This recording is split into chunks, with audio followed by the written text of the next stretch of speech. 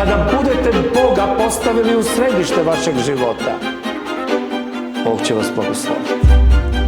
Ako Boga izbacite iz vašeg života, morat ćete sami. A to nije lako. To nije lako. I svi mi koji smo u braku znamo da to nije lako.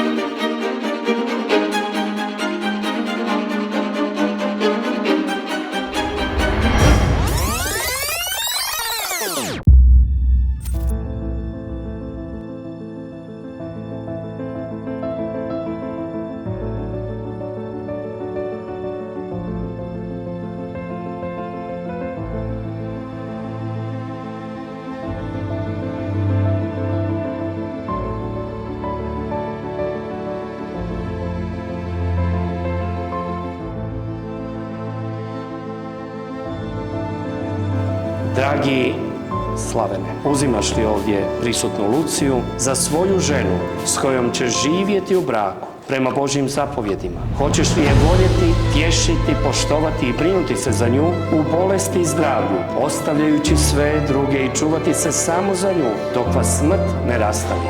Da, uzim.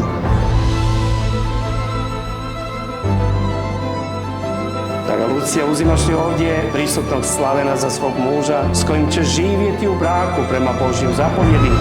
Hoćeš li ga voljeti, tješiti, poštovati i brinuti se za njega u bolesti i zdravlju, ostavljajući sve druge i čuvati se samo za njega dok vas smrt ne rastavi? Uzim.